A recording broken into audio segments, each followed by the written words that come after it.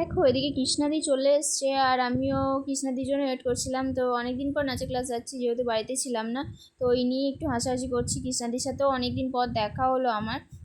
তো ম্যামের বাড়ি যেতে আমার বাড়ি থেকে 5 মিনিট লাগে।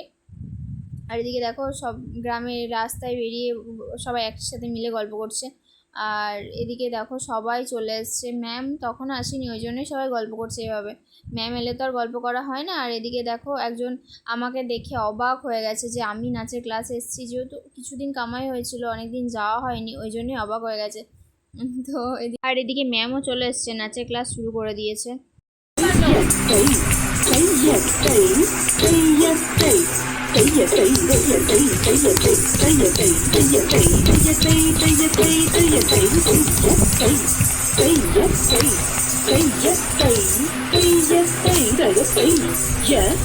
ম্যাম বললো যে ছোটোগুলোকে তোরা একবার প্র্যাকটিস করা, ওই জন্য আমি আর পড়না ছোটোগুলোকে প্র্যাকটিস করাচ্ছিলাম।